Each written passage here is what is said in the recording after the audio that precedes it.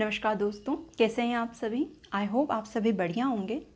Today we will discuss about Mahajanapada kaal. आज हम महाजनपद काल के बारे में अध्ययन करेंगे, उसके बारे में चर्चा करते हैं। प्राचीन इतिहास के अंतर्गत आने वाला एक काफ़ी महत्वपूर्ण टॉपिक है महाजनपद काल। यहाँ से भी क्वेश्चन पूछे जाते हैं, बहुत महत्वपूर्ण है। कितने महाजनपद थे, उनकी राजधानियाँ क्या थी, कहाँ पर इनकी स्थिति थी, है ना, उससे संबंधित और कुछ जानकारियाँ और एक्स्ट्रा हम देखेंगे कि क्या क्या महत्वपूर्ण है, जहाँ से महाजनपद काल के इस महत्वपूर्ण टॉपिक से क्वेश्चन आ सकते हैं। ठीक है फ्रेंड्स, तो हम स्टार्ट करते हैं महाजनपद। महाजनपद क्या है, यहाँ से स्टार्ट करते हैं। ठीक है, तो सबसे पहले आप क्या करेंगे, पहले तो ये सिनॉप्सिस लिख लेंगे, उसके बाद में आप महाजनपद हेडिंग डालेंगे और फिर उसकी डेफिनेशन लिखेंगे। तो डेफिनेशन क्या है महाजनपद की? प्राचीन भारत में राज्य या प्रशासनिक इकाइयों को महाजनपद कहा जाता था। ठीक है, प्राचीन समय में या प्राचीन भारत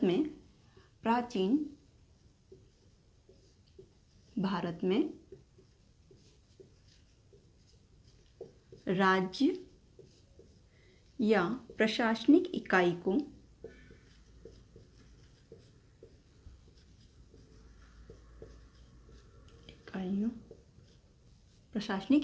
को क्या कहा जाता था? महाजनपद कहा जाता था। ये इसकी डेफिनेशन हो गई, परिभाषा हो गई।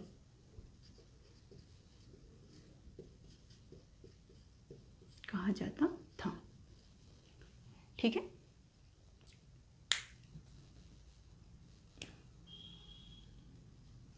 अब इसके बाद यदि हम समय की बात करें, ये तो डेफिनेशन हो गई महाजनपद किसे कहा जाता था। ठीक है, कोई कन्फ्यूज़न मत रखना, इसके बाद में हम इसे और समझेंगे। समय की यदि बात की जाए तो बुद्ध हुए थे, है ना, बुद्ध का जन्म कब हुआ था? 563 ईसा पूर्व में हुआ था। आप सभी को पता ही होगा, आपने पढ़ा होगा यदि बुद्ध के बारे में, गौतम बुद्ध के। तो बुद्ध के जन्म से पूर्व समय क्या था? किसका समय? महाजनपद काल का समय बता रही हूँ मैं, है ना। तो बुद्ध के जन्म से पूर्व 6ठी शताब्दी, ठीक है, 6ठी शताब्दी ईसा पूर्व, 6ठी शताब्दी में, है ना, 6ठी शताब्दी इसका क्या है? महाजनपद काल का समय है। और बुद्ध के जन्म के बारे में बता देती हूँ मैं, 563 ईसा पूर्व में बुद्ध का जन्म हुआ था। ठीक है, कब हुआ था गौतम बुद्ध का जन्म? 563 ईसा पूर्व में। ये भी पूछा जाता है, जब हम बौद्ध धर्म के बारे में पढ़ेंगे तो इस पर डिस्कस करेंगे। ठीक है, तो इनका समय क्या हो गया महाजनपद काल का? बुद्ध के जन्म से पूर्व 6ठी शताब्दी इसका समय हो गया, इसका काल हो गया। तो हमने क्या देखा? हमने देखा महाजनपद किसे कहते हैं, हमने देखा कि इसका समय क्या है। नोट डाउन कर लीजिएगा ये भी।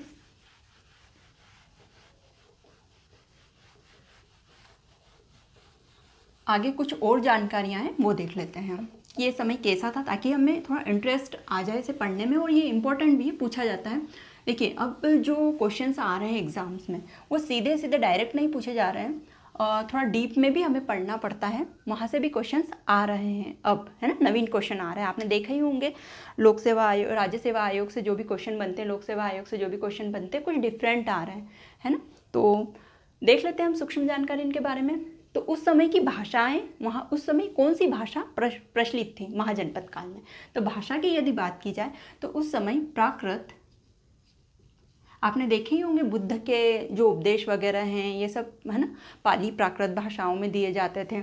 जैसे जैसे समय पहले पाली में दिए जाते थे, फिर प्राकृत में दिए गए, तो उस समय प्राकृत और संस्कृत भाषा चलन में आ गई थी। ठीक है, प्राकृत भाषा के पहले कौन सी भाषा थी? पाली भाषा चलती थी। ठीक है, तो इस समय कौन सी भाषाएं आ गई थी? यदि महाजनपद काल के टाइम पे की बात की जाए तो उस समय प्राकृत व संस्कृत भाषाएं थी। ठीक है, धार्मिक समूह की बात की जाए तो धार्मिक समूह कौन कौन से हुए थे उस समय? उस समय हुए थे वैदिक धर्म आ गया था, वैदिक धर्म का चलन था, जिसके अंतर्गत हिंदू पंथ बन गया था।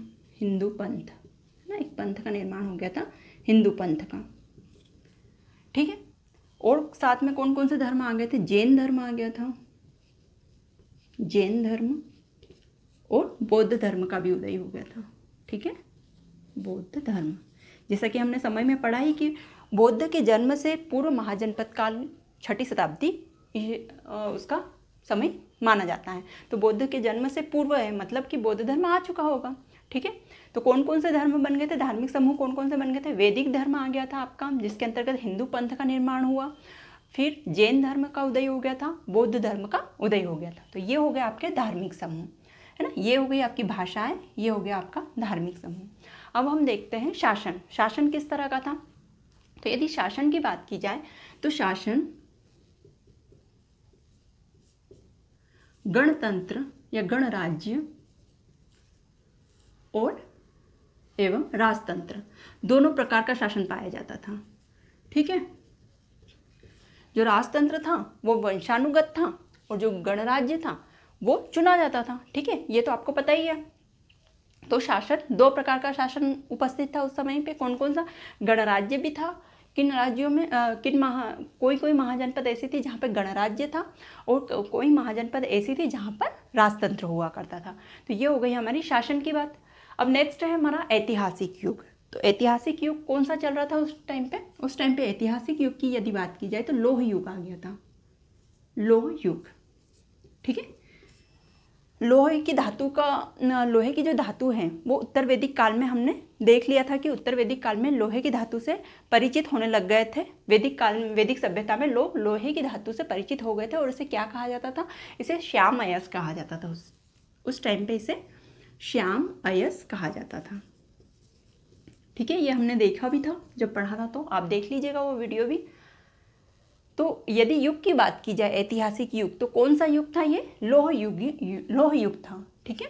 और लोहे को उस समय पर क्या कहा जाता था? श्याम अयस्क कहा जाता था।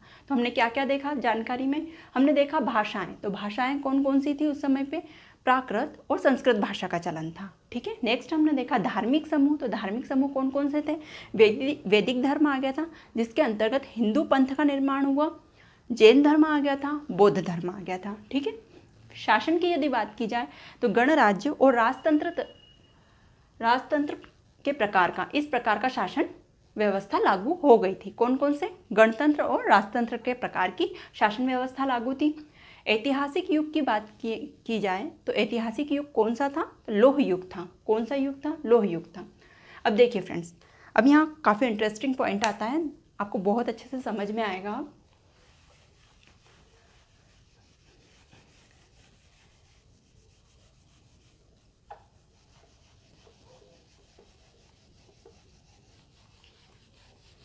देखिए, इस समय ऐतिहासिक युग मैंने बताया आपको कि लौह युग था, है ना।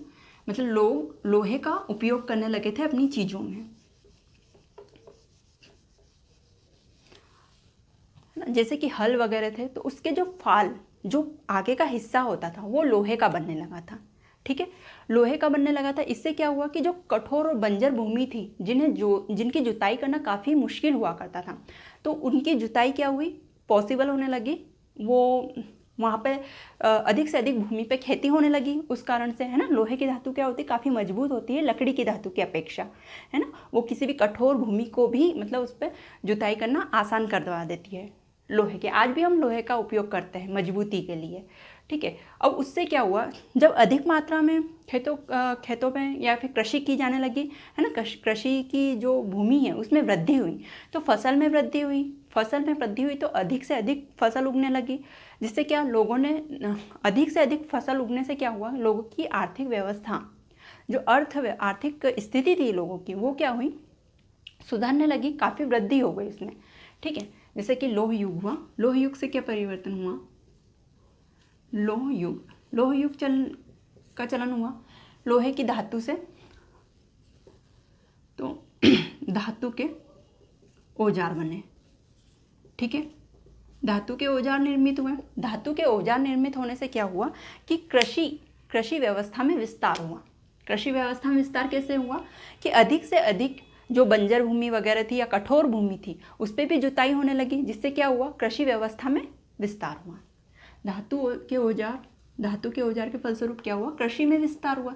देखिए परिवर्तन कैसे आता है, मैं ये बताना चाह रही हूँ आपको इसके माध्यम से। कृषि व्यवस्था में विस्तार,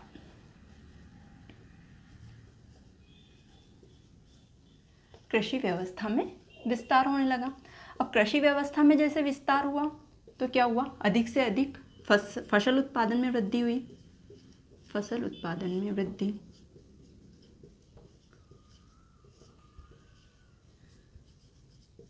फसल उत्पादन में वृद्धि, साथ ही साथ विभिन्न प्रकार के फसलों का उत्पादन होने लगा, है ना। फसल उत्पादन में वृद्धि तो हुई, प्लस विभिन्न प्रकार की फसलों का उत्पादन, विभिन्न प्रकार की फसलों का उत्पादन।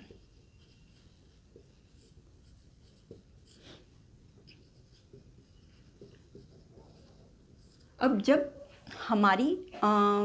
फसलों में वृद्धि होती है, जब किसान के पास किसी समय पर बहुत अधिक मात्रा में फसलों का उत्पादन होने लगता है ना, बहुत ज़्यादा कोटा होता है उसके पास फसलों का, तो क्या करता है, उस अन्न को क्या करेगा वो, जब बहुत सारा अन्न उसके पास हो जाएगा, वो मतलब उसकी खाने की पूर्ति भी हो रही है और फिर भी अनाज बच रहा है, तो क्या करेगा किसान, उसे बेचेगा, है ना, बेचेगा। और जब वो फसलों को बेचेगा तो उसकी आय में वृद्धि होगी। किसमें वृद्धि हो जाएगी, आय में वृद्धि होगी, और आय में वृद्धि होगी मतलब उसकी आर्थिक स्थिति में उन्नति होगी। ठीक है, तो यहाँ पे इसका परिणाम क्या हुआ कि कृषकों की आर्थिक उन्नति होने लगी, कृषकों की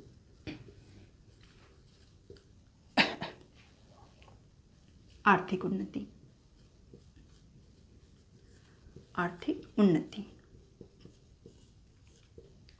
कृषकों की आर्थिक उन्नति हुई तो क्या हुआ कि राज्य में जो टैक्स भरा जाता था, जो उत्तर वैदिक काल में स्टार्ट हो गया था, करों में वृद्धि होने लगी। जब अच्छा कमाएंगे, जब प्रजा अच्छा कमाने लग जाएगी तो सरकार यदि टैक्स बढ़ाती है, कर बढ़ाती है, तो वो उसे भी देने में, उसे भी चुकाने में सक्षम हो जाएगी। ठीक है, तो टैक्स में वृद्धि हुई, आर्थिक इस उन्नति हुई, तो क्या हुआ, करों में वृद्धि हुई।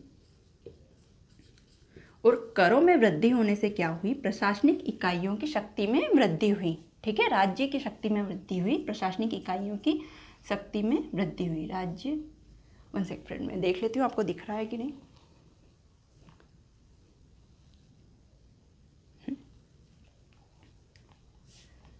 यहाँ पे लिख लेते हैं, करों में वृद्धि हुई, फलस्वरूप क्या हुआ, राज्य की शक्ति में वृद्धि हुई, राज्य की शक्ति में वृद्धि, या फिर बोल सकते हैं प्रशासनिक इकाई में वृद्धि होने लगी। ठीक है, ऐसे परिवर्तन हुआ लौह युग के कारण। मतलब यहाँ सीधा सीधा अर्थ है कि जब आपकी आर्थिक व्यवस्था ठीक होती है तो आपकी और आर्थिक व्यवस्था ठीक हुई, धार्मिक व्यवस्था में भी सुधार आने लगा, है ना। लोगों के पास पैसा आता है तो क्या होता है कि धर्म के प्रति भी, मतलब अंधविश्वास दूर जाता है और धर्म के प्रति और प्रगाढ़ता आती है, जो अच्छी चीज़ें हैं। धर्म के प्रति विश्वास बढ़ता है, लेकिन अंधविश्वास के प्रति विश्वास हटता है उस समय। तो आर्थिक व्यवस्था अच्छी हुई तो धर्म पे भी प्रभाव पड़ा, धार्मिक व्यवस्था पे भी प्रभाव पड़ा। साथ ही धार्मिक व्यवस्था में अगर सुधार होगा तो सामाजिक व्यवस्था पे भी सुधार होने लगेगा, अब अपने आप होने लगेगा, ये प्रकृति का नियम होता है। और जब धार्मिक व्यवस्था और सामाजिक व्यवस्था सुधरने लगी तो आपके देश की राजनीतिक व्यवस्था में उन्नति होना ही होना है, उसमें सुधार आना ही आना है। तो राजनीतिक व्यवस्था में जब सुधार आएगा तो कैसे सुधार आएगा भाई, वो वृद्धि करने लगेगा, उन्नति करने लगेगा, है ना। बड़े बड़े नगरों का निर्माण होने लगेगा, व्यवसाय मिलने लगेगा, लोगों को कोई भूखमरी वगैरह नहीं रहेगी। ठीक है, ये सारी चीज़ें, ये सारा परिवर्तन होता है। तो देखिए, हमने पहले इसे समझ लेते हैं, क्या था, ऐतिहासिक युग, लोह युग आ गया था उस समय, है ना। लोहे का उपयोग होने लग गया था, लोग लोहे से परिचित होने लग गए थे उत्तर वैदिक काल में ही। और यहाँ पर एक संपूर्ण तरीके से जान कर कि भाई ये बहुत मजबूत धातु है, लोहे का उपयोग होने लगा औजारों में, जैसे कि हल वगैरह की फाल बनाने में, है ना। उससे क्या हुआ, उससे खेतों में जुताई होने लगी, है ना। बड़ी बड़ी जो कृषि थी, जो कृषि भूमि का क्या होने लगा, विस्तार होने लगा। ठीक है, कठोर भूमि पर भी जुताई होने लगी, उससे क्या हुआ, कृषि व्यवस्था में विस्तार हो गया। अब कृषि व्यवस्था में विस्तार हुआ तो फसल उत्पादन, अब अधिक क्षेत्र होगा कृषि का, कृषि भूमि अधिक होगी तो फसल का उत्पादन भी तो बढ़ेगा ना, मतलब फसल भी तो ज़्यादा से ज़्यादा होगी, जितनी ज़्यादा भूमि में लगेगी फसल का उत्पादन उतनी वृद्धि होगी, उसमें उतनी बढ़ेगी। तो फसल उत्पादन में वृद्धि हुई, उसके फलस्वरूप क्या हुआ, देखो, फसल उत्पादन में वृद्धि हुई, साथ ही साथ विभिन्न प्रकार की फसलों का उत्पादन भी हुआ। जैसे कि पहले जौ वगैरह, मक्का वगैरह, इनकी बुआई होने लगी, उसके बाद में धान की भी बुआई होने लगी। ठीक है, तो विभिन्न प्रकार की फसलों का उत्पादन हुआ। अब कृषकों के पास क्या हुआ कि बहुत सारी अलग अलग प्रकार की फसलों का उत्पादन होने से बहुत सारा अलग अलग प्रकार का अनाज इकट्ठा हो गया, बहुत सारी फसलें इकट्ठी हो गई। तो कृषकों ने क्या किया, उसे बेचना शुरू किया, है ना। बेचना शुरू किया मतलब उनकी आय में क्या हो गई, वृद्धि हो गई। तो कृषकों की जब आय में वृद्धि होती है है ना। जब किसी व्यक्ति की आय में वृद्धि होती है तो उसकी आर्थिक उन्नति होती है। इसे क्या कहा जाता है? उस व्यक्ति की आर्थिक उन्नति होने लगी। मतलब कृषकों की क्या होने लगी? उस समय पे आर्थिक उन्नति होने लगी। और जैसे किसी राज्य में की प्रजा आर्थिक रूप से सुदृढ़ होने लगती है ना, उन्नति करने लगती है, तो वहाँ के जो प्रशासक है वो क्या करते हैं कि टैक्स में वृद्धि यदि कर भी दें, मतलब कर देते हैं, क्योंकि क्या होता है कि वो जो प्रजा है वो उस जो बढ़ा हुआ कर है उसे चुकाने योग्य रहती है। तो करों में वृद्धि होने लगी। कर क्यों लिया जाता है? कोई बुरी चीज़ तो नहीं है। कर हमारी ही व्यवस्था को सही ढंग से सुचारू रूप से जो जो ज़रूरतें हैं हमारी, जो हम खुद नहीं कर सकते, जैसे एक कृषक है तो वो सैनिक तो नहीं बन सकता, लेकिन वो टैक्स भर के एक सेना को पैसा दे के अपने लिए एक सुरक्षा मुहैया करवा सकता है। तो टैक्स इसीलिए तो लिया जाता है। तो करों में वृद्धि करी प्रशासनिक इकाइयों ने, राज्यों ने, और उससे क्या हुआ? जब करों में वृद्धि हुई तो राज्य के पास पैसा आने लगा और राज्य की शक्ति बढ़ गई। इसीलिए कहा जाता है कि हमें जो टैक्स है वो समय पे जमा करना चाहिए। इससे हम अपने ही देश को सुदृढ़ बनाते हैं। ठीक है, तो करों में वृद्धि हुई तो राज्यों की शक्ति में वृद्धि होने लगी। अब जब राज्यों की शक्ति में वृद्धि होने लगी तो मैंने आपको बताया था, अब इतना समझ में आ गया। अब देखते हैं राज्यों की शक्ति में वृद्धि होने लगी तो उसका परिणाम क्या रहा, ये देख लेते हैं।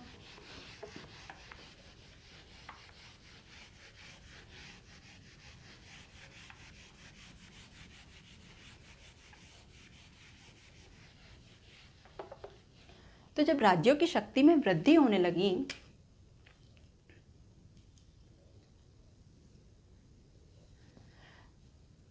तो जो प्रशासनिक इकाइयां थी वो आपस में मिलने लगी। जो छोटी छोटी प्रशासनिक इकाइयां थी वो आपस में क्या होने लगी? मिलने लगी, है ना। जैसे कि महाजनपद काल का यदि हम उदाहरण लें तो मैंने क्या बताया आपको कि इसका सिंधु घाटी सभ्यता, सिंधु घाटी सभ्यता, है ना, इस टाइम पे क्या हुआ करते थे? कबीले हुआ करते थे।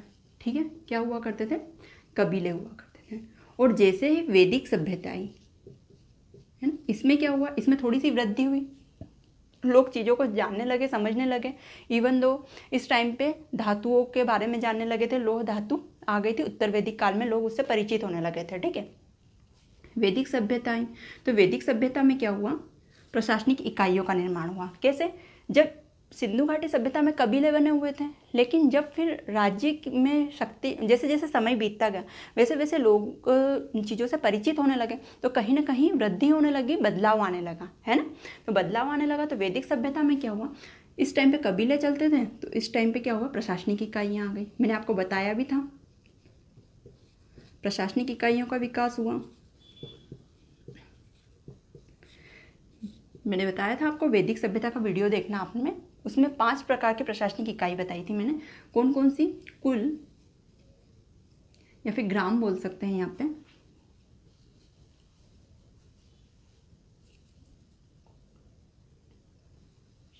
हाँ, ग्राम, अरे ग्राम नहीं, कुल ही है। कुल, ग्राम,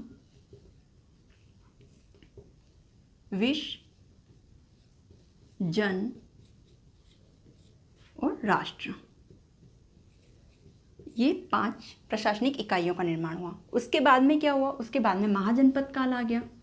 तो महाजनपद काल आया तो धीरे धीरे क्या हुआ कि ये जो प्रशासनिक इकाइयाँ थी ये आपस में मिलने लगी। मतलब जैसे कि कुल, है ना, एक ही कुल रह रहा है वहाँ पे, उस क्षेत्र में बहुत बड़ा मतलब ये है, लेकिन कुछ ही लोग हैं वहाँ पे, तो बहुत सारे कुल आपस में जमा होकर एक ही स्थान पे वहाँ पर रहने लगे। तो क्या हुआ? ग्राम का निर्माण हो गया, है ना। इससे बड़ी इकाई आरोही क्रम में जमा हुआ है। ठीक है फ्रेंड्स, है ना, बढ़ते हुए क्रम में। अब ग्राम, एक से अधिक ग्राम आपस में क्या हुए? मिलने लगे। जैसे कि एक ग्राम यहाँ पे था, एक ग्राम यहाँ पे था, है ना, एक गाँव यहाँ पे, एक गाँव यहाँ पे। अब क्या हुआ? कुल बढ़ने लगे। कुल का दायरा अगर बढ़ने लगा तो गांव में भी वृद्धि होगी। जब कुल बढ़ेगा, है ना, बहुत सारे कुलों के लोग वहाँ पे रहने लगेंगे, तो क्या होगा? गांव बड़ा हो जाएगा। ठीक है, ऐसे ही यहाँ पे भी हुआ। यहाँ पे भी क्या हुआ? गांव बड़े होने लगे। अब गांव बड़े होने लगे मतलब उनकी डिस्टेंस कम होने लगी। डिस्टेंस कम होने लगी तो ये क्या हुआ? धीरे धीरे मिल गए। ये धीरे धीरे मिल गए तो किसका निर्माण हो गया? विष का निर्माण हो गया। ठीक है, तो अधिक से अधिक विष बन गए ऐसे, है ना, अधिक से अधिक विष बने। अब जब विष है तो विष भी आपस में जब विष का निर्माण हुआ तो विष भी आपस में मिलके जन का निर्माण करने लगे। जन का निर्माण हुआ तो जब दो जन आपस में मिलने लगे, अब जन बड़ी इकाई हो गई, प्रशासनिक इकाई है ना, जन विष से बड़ी है जन, ठीक है। तो जन आपस में मिलने लगे उत्तर वैदिक काल में, तो इन्होंने क्या किया, जनपद का निर्माण किया। इन्होंने क्या किया, जनपद का निर्माण किया। और इसी तरह फिर जनपद आपस में मिलने लगे और किसका निर्माण हो गया, आपके महाजनपद का निर्माण हो गया। तो देखिए फ्रेंड्स, आर्थिक सुधार जैसे जैसे हुआ, उसने राजनीतिक राजनीतिक व्यवस्था जो है उसमें भी वृद्धि की। जब आर्थिक आपकी वृद्धि होती है तो आपकी धार्मिक या फिर सामाजिक व्यवस्था या फिर राजनीतिक व्यवस्था सभी में परिवर्तन आता है ना कहीं ये एक दूसरे से कनेक्टेड है ना। आर्थिक व्यवस्था,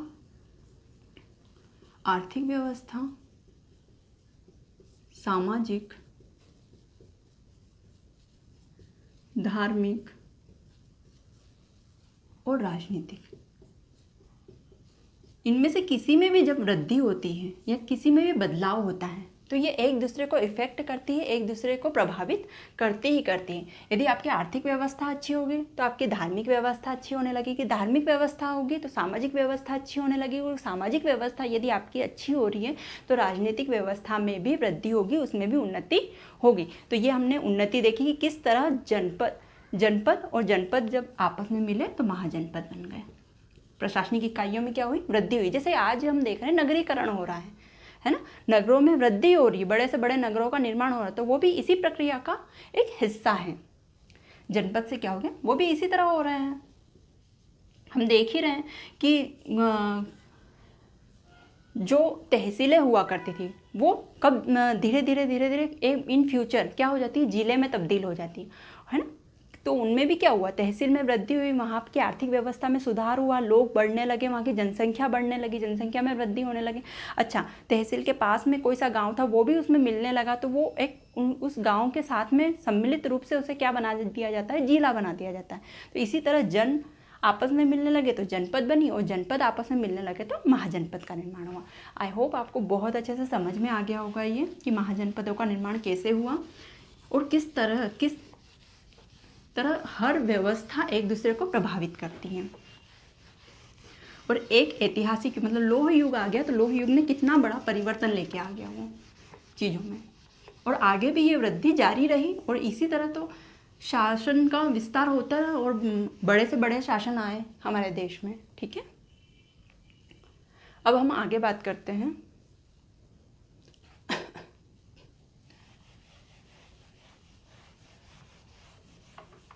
संख्या एवं स्थिति की।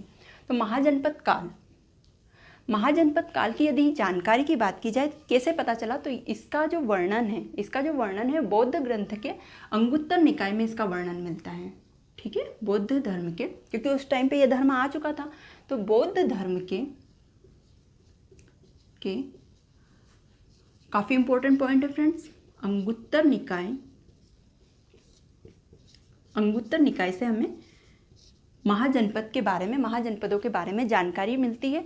और बौद्ध धर्म के अंगुत्तर निकाय के अकॉर्डिंग प्राचीन भारत में इसकी संख्या 16 बताई गई है। कितने महाजनपद थे, 16 महाजनपद बताए गए हैं इसमें, 16 महाजनपद बताए गए हैं। महाजनपदों की संख्या कितनी बताई गई है, 16 बताई गई है बौद्ध धर्म अंगुत्तर निकाय के अकॉर्डिंग। तो ये तो हो गई आपकी संख्या। अब स्थिति की देख लेते हैं, हम स्थिति की बात कर लेते हैं।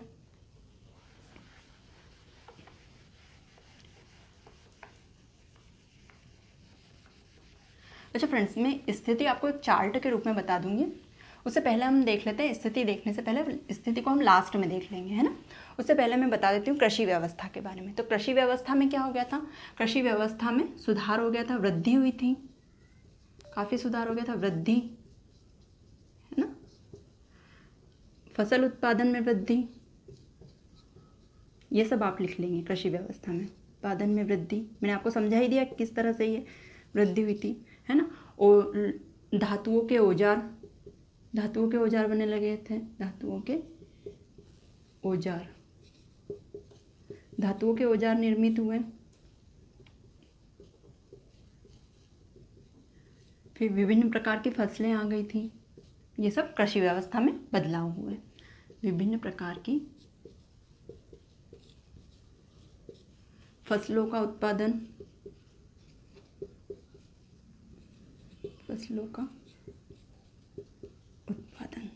है ना, विभिन्न प्रकार के फसलों का उत्पादन, साथ ही कृषि भूमि में वृद्धि।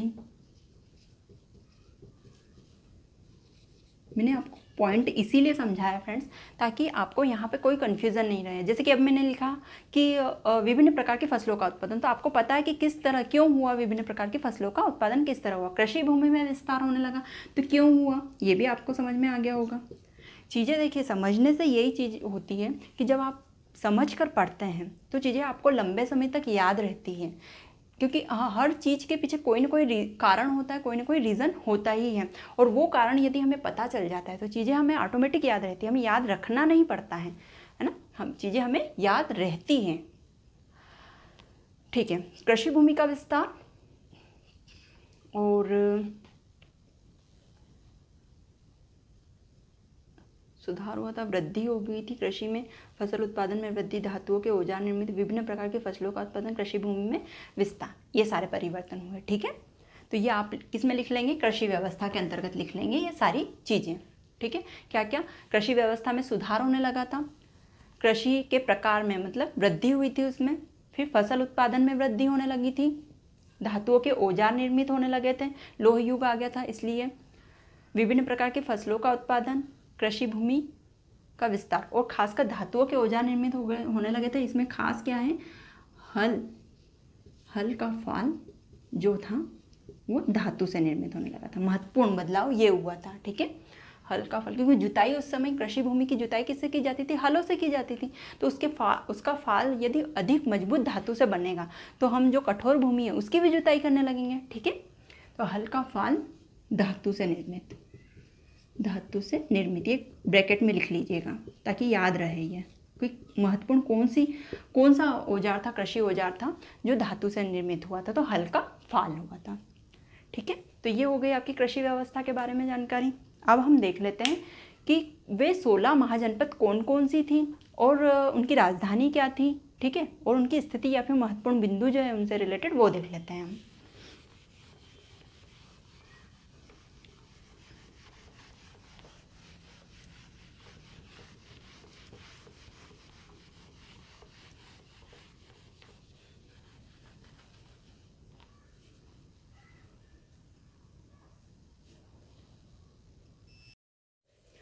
सो फ्रेंड्स, महाजनपद काल को चार्ट के रूप में हम पढ़ेंगे ताकि चीज़ें हमें अच्छे से याद रहें, है ना।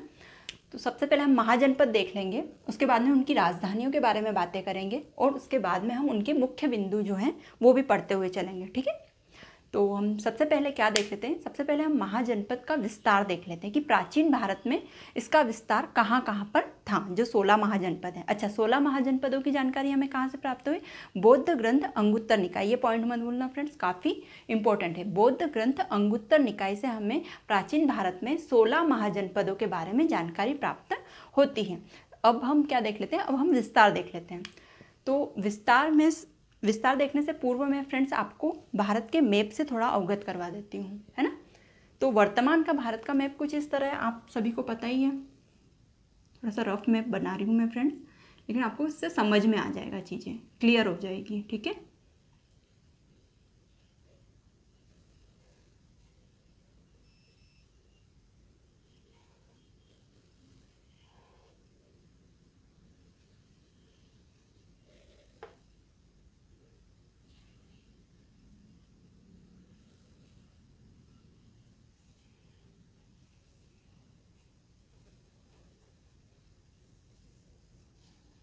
ये कुछ इस तरह का वर्तमान भारत है हमारा।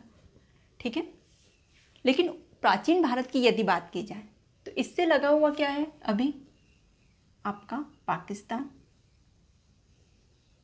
कुछ इस तरह से, और उससे ऊपर लगा हुआ है आपका अफगानिस्तान। ठीक है, जो अभी काफ़ी चर्चित है। ये हो गया आपका अफगानिस्तान वाला पार्ट, वर्तमान स्थिति बता रही हूँ मैं, है ना। ये पाकिस्तान वाला पार्ट, और ये आपका वर्तमान का इंडिया। लेकिन प्राचीन भारत की बात की जाए, यदि एंशियंट इंडिया की बात की जाए, कौन से इंडिया की? एंशियंट इंडिया की बात की जाए, यदि प्राचीन भारत की बात की जाए तो ये जो पाकिस्तान वाला पार्ट और अफगानिस्तान वाला पार्ट है ये हमारे भारत का ही हुआ करता था। मतलब उस समय का भारत कुछ इस तरह से दिखाई देता होगा। कैसे? कुछ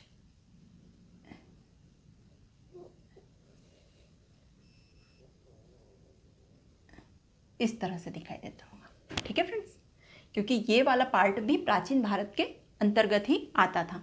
तो ये जो हमारी महाजनपद हैं, ये महाजनपद इस एरिया में फैली हुई थी। प्राचीन भारत का जो ये मैप है, यहाँ पे हमारे महाजनपद फैले हुए थे। कितने? 16 महाजनपद का विस्तार था। अब इस विस्तार को हम पूर्व, पश्चिम, उत्तर, दक्षिण मतलब डायरेक्शंस के अकॉर्डिंग देख लेते हैं कि ये पूर्व में कहाँ तक फैला हुआ था, पश्चिम में कहाँ तक फैला हुआ था, उत्तर में कहाँ तक और दक्षिण में कहाँ तक फैला हुआ था प्राचीन भारत में।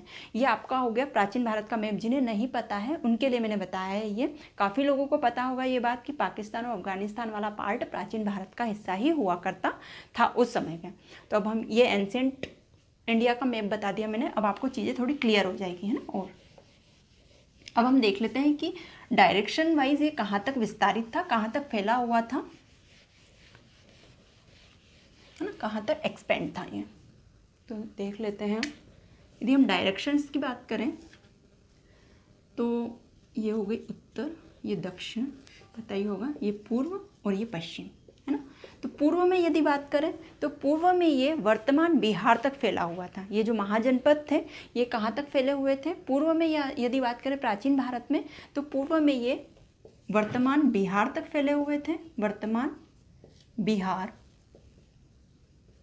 और यदि पश्चिम की बात करें तो पश्चिम में ये हिंदू कुश पर्वत तक फैले हुए थे। हिमालय का पश्चिमी विस्तार जो है हिंदू कुश पर्वत के नाम से जाना जाता है फ्रेंड्स, ये याद रखना। ये एक जियोग्राफिकल क्वेश्चन है इसका, हिंदू कुश। ठीक है, तो पश्चिम में कहाँ तक विस्तारित था? हिंदू कुश पर्वत तक। पाकिस्तान अफगानिस्तान वाला पार्ट आ जाता है यहाँ पे। उत्तर में बात करें तो उत्तर में ये अफगानिस्तान तक फैला हुआ था। अफगानिस्तान मैप देखना फ्रेंड्स तो आपको काफ़ी चीज़ें क्लियर हो जाएगी। उत्तर में अफगानिस्तान तक क्यों बोला गया है? क्योंकि अफगानिस्तान की स्थिति कुछ ऊपर से ऐसे टाइप से है। ठीक है, तो उत्तर में अफगानिस्तान तक। और दक्षिण में गोदावरी नदी तक। ठीक है, दक्षिण में कहाँ तक फैला था ये? दक्षिण में ये गोदावरी नदी तक फैला हुआ था, है ना। तो पूर्व में क्या हो गया? पूर्व में वर्तमान बिहार तक, पश्चिम में बात की जाए तो हिंदू कुश पर्वत तक, उत्तर में बात की जाए तो अफगानिस्तान तक, और दक्षिण में यदि बात की जाए तो प्राचीन भारत में प्रवाहित होने वाली जो गोदावरी नदी है वहाँ तक ये विस्तारित था। क्या? महाजनपद, है ना। ये इस एरिया में ये 16 महाजनपद स्थित थे। अब हम बात करते हैं महाजनपदों की। ठीक है, और इस टेबल को हम बहुत अच्छे से पढ़ेंगे ताकि चीज़ें आपको याद करनी ना पड़े, चीज़ें याद हो जाए लंबे समय के लिए। तो हम देख लेते हैं अब कि वर्तमान किन राज्यों में ये फैले हुए हैं ताकि हमें याद करने में इजी हो जाएगा। ठीक है फ्रेंड्स, तो सबसे पहले मैंने 8 महाजनपद लिखे हैं। काशी, वत्स, कौशल, मल्ल, पांचाल, चेदी, कंबोज और सुरसेन। तो ये जो 8 महाजनपद हैं ये कहाँ पे हैं? वर्तमान के उत्तर प्रदेश में स्थित है। कहाँ पर है ये? उत्तर प्रदेश में है। ठीक है, तो सबसे पहले 8 ये पढ़ेंगे हम। उसके बाद में 3 जो महाजनपद हैं वो कहाँ पर है? वो बिहार में है, वर्तमान के बिहार में स्थित है। ठीक है, वर्तमान बिहार में स्थित है। कौन कौन से? अंग हो जाएगा, मगध हो जाएगा और वज्जी। ये 3 महाजनपद बिहार में है। मतलब 8 और 3 कितने हो गए? 11। तो 11 तो महाजनपद ये पता चल गया आपको। उसके बाद में 5 हैं, ये वर्तमान भारत के अलग अलग स्टेट्स में स्थित हैं, अलग अलग राज्यों में ये स्थित हैं। तो हम देख लेते हैं। जो अवंती है, ये अवंती महाजनपद है। ये कहाँ पे है? एमपी में, मध्य प्रदेश में है। कुरु महाजनपद दिल्ली, मेरठ और हरियाणा इस क्षेत्र में विस्तारित था। ठीक है, और उसके बाद में मत्स्य महाजनपद की बात आती है तो ये राजस्थान में है। राजस्थान में। और अश्मक महाजनपद जो है, अश्मक है आपके दक्षिण भारत में, अश्मक है दक्षिण भारत में, और लास्ट आपका आ जाता है गांधार जो कि है तक्षशिला में। एक सेकेंड फ्रेंड, मैं देख लेती हूँ कि आपको यहाँ नीचे तक दिखाई दे रहा है कि नहीं, है ना, गांधार तक दिख रहा है। ठीक है, तो ये हो गए आपके वर्तमान अगर स्थिति में, वर्तमान भारत में यदि स्थिति देखी जाए तो ये है। और ये जो गांधार तक्षशिला नहीं, ये राजधानी है तक्षशिला। गांधार जो है ये पाकिस्तान में है। कहाँ पे है ये आपका हो जाएगा पाकिस्तान में। ठीक है, गांधार। तो ये हो गया अलग अलग। तो 11 तो ये हो गई, 8 उत्तर प्रदेश की, 3 बिहार की और 5 अलग अलग स्टेट्स की। ये हमें देखनी है, ये हमें याद रखना है। ठीक है, तो हम पहले इनकी राजधानियों की बात कर लेते हैं और इनसे रिलेटेड जो कुछ महाजनपद है उनसे रिलेटेड कुछ महत्वपूर्ण बिंदु उनके बारे में देख लेंगे, देखते हुए चलते हैं। अब यदि काशी की बात की जाए तो काशी की राजधानी है वाराणसी। काशी की राजधानी क्या हो जाएगी? वाराणसी। वाराणसी नाम क्यों पड़ा? क्योंकि यहाँ पे वरुणा और असी नाम की नदियाँ प्रवाहित होती थी और इन नदियों के नाम को मिला के वाराणसी नाम पड़ा और इसकी काशी की राजधानी क्या हो गई? वाराणसी हो गई। अब नेक्स्ट देखते हैं हम वत्स। वत्स की राजधानी है कौशाम्बी। कौशाम्बी, कौशाम्बी है इसकी राजधानी। कौशल, कौशल महाजनपद की राजधानी है श्रावस्ती। श्रावस्ती, ठीक है, श्रावस्ती है। और इससे श्रावस्ती से पूर्व इसकी राजधानी अयोध्या हुआ करती थी फ्रेंड्स, है ना, लेकिन उसके बाद में श्रावस्ती को निश्चित किया गया और ये फिर श्रावस्ती ही रही। उसके बाद में मल्ल, जो मल्ल महाजनपद है इसकी राजधानी है कुशावती। कुशावती, है ना, कुशावती है मल्ल की। पांचाल की, पांचाल महाजनपद है, इसकी 2 राजधानियां थी, अहिच्छत्र और काम्पिल्य। अहिच्छत्र, अहिच्छत्र और काम्पिल्य 2 राजधानियां थी। क्यों? क्योंकि ये एरिया बड़ा ही होगा। अहिच्छत्र और काम्पिल्य। जो अहिच्छत्र था वो उत्तरी पांचाल की राजधानी थी और दक्षिणी पांचाल की राजधानी क्या हुई? काम्पिल्य हुई। ठीक है। चेदी, चेदी महाजनपद, इसकी राजधानी होगी आपकी शक्तिमती। शक्तिमती, चेदी महाजनपद की राजधानी थी शक्तिमती। इसका इंपॉर्टेंट मुख्य बिंदु लिख लीजिएगा फ्रेंड। इसमें एक तो ये बुंदेलखंड के एरिया में स्थित है, बुंदेलखंड के एरिया में स्थित थी। ठीक है, दूसरी मतलब बुंदेलखंड क्षेत्र में स्थिति थी इसकी। दूसरा महत्वपूर्ण पॉइंट है इसका कि इसके जो प्रथम शासक हुए वो शिशुपाल हुए। ठीक है, कौन हुए? शिशुपाल। ठीक है, चेदी के।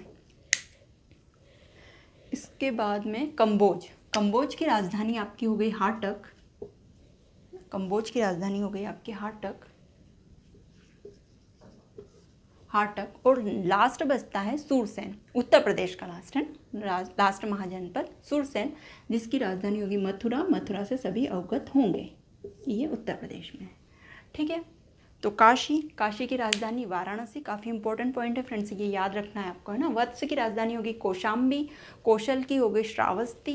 मल्ल की हो गई कुशावती। पांचाल की हो गई अहिच्छत्र और काम्पिल्य। उत्तरी पांचाल की अहिच्छत्र, दक्षिणी पांचाल की हो गई काम्पिल्य। चेदी की हो गई शक्तिमती। कंबोज की हो गई हाटक और सुरसेन की हो गई मथुरा।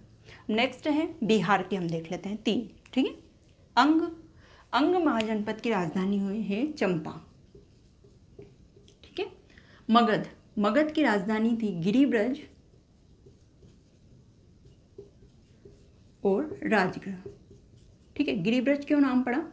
क्योंकि ये पर्वतों से घिरे, मतलब इसके आसपास पर्वत थे। ठीक है, इस मगध जो महाजनपद है ये पर्वतों से घिरा हुआ था, इसीलिए, और पर्वत को क्या बोलते हैं? गिरि भी बोलते हैं, इसीलिए इसकी राजधानी का नाम गिरिब्रज रखा गया। ठीक है, गिरिब्रज। साथ ही उस समय के जो महाजनपद थे, ये 16 महाजनपद, उसमें सबसे शक्तिशाली महाजनपद की यदि बात की जाए तो मगध महाजनपद सबसे शक्तिशाली महाजनपद था उस समय का। ठीक है, तो एक इम्पॉर्टेंट पॉइंट क्या हो जाएगा इसका कि सबसे अधिक, सर्वाधिक शक्तिशाली था। सर्वाधिक शक्तिशाली, शक्तिशाली। और उस समय इस पे हर्यक वंश, जो कि हम आगे पढ़ने वाले हैं, हर्यक वंश, नंद वंश, मौर्य वंश, ऐसे बड़े बड़े वंशों ने इस महाजनपद पर शासन किया है, इसके शासक रहे हैं, है ना। मगध जो वंश है, सॉरी मौर्य वंश जो है, जिसके जो संस्थापक थे वो कौन थे? चंद्रगुप्त मौर्य थे, जो काफ़ी शक्तिशाली शासक रहे, है ना। काफ़ी बुद्धिमान और शक्तिशाली शासक रहे थे, जिनके प्रधानमंत्री जो थे उस समय उनके राज्य के वो कौन थे? वो चाणक्य थे। तो मगध सबसे सर्वाधिक शक्तिशाली, जिसपे हर्यक वंश, नंद वंश, सुंग वंश, है ना, इन सब का शासन रहा। बहुत सारे वंशों ने इस पर शासक किया है मगध जनपद पे। हर्यक वंश, नंद वंश हो गया, और आपका मौर्य वंश हो गया, है ना, मौर्य वंश। बिहार का लास्ट महाजनपद बिहार में जो स्थित है, वज्जी की राजधानी है वैशाली, वैदेही और मिथिला। 3 राजधानी रही इसकी, वैशाली, वैदेही और मिथिला। क्या नोट डाउन करेंगे? वज्जी की वैशाली, वैदेही और मिथिला। फ्रेंड्स, अगर यहाँ पे समझ में नहीं आए तो मैं जो बोल रही हूँ वैसे नोट कीजिए आप, है ना। अब हम बात करते हैं जो वर्तमान भारत में अलग अलग स्टेट्स में स्थित है ना। तो अवंती जो कि मध्य प्रदेश में स्थित है, इसकी भी 2 राजधानी थी। उज्जैनी जो कि वर्तमान उज्जैन के नाम से प्रसिद्ध है, उज्जैनी, और महिष्मती जो कि वर्तमान में महेश्वर के नाम से प्रसिद्ध है, महिष्मती। ठीक है, महिष्मती। तो जो उत्तरी अवंती थी उसकी राजधानी उज्जैन हुई, और जो दक्षिणी अवंती थी उसकी राजधानी महिष्मती हुई। उसके बाद में है कुरु महाजनपद की राजधानी है इंद्रप्रस्थ। ठीक है। उसके बाद में मत्स्य जो कि राजस्थान में स्थित है, और मत्स्य की राजधानी थी विराटनगर। देखिए, आप इसे ऐसे याद रख सकते हैं कि क्षेत्रफल के दृष्टिकोण से यदि सबसे बड़ी स्टेट है हमारे भारत की तो राजस्थान है, मतलब बड़ा मतलब विराट। इसलिए मत्स्य कहाँ स्थित है? राजस्थान में स्थित है, और इसकी राजधानी विराटनगर है। विराटनगर,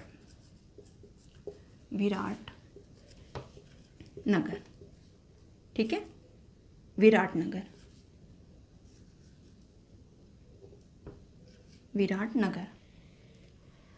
और अशमक जो कि दक्षिण भारत में स्थित है, इसकी राजधानी है पोतन, और लास्ट है गांधार जो कि पाकिस्तान में स्थित है, और इसकी राजधानी है तक्षशिला। पाकिस्तान के रावलपिंडी में स्थित है ये, है ना, और इसकी राजधानी क्या है? तक्षशिला। तो ये हमने देख ली है 16 महाजनपद।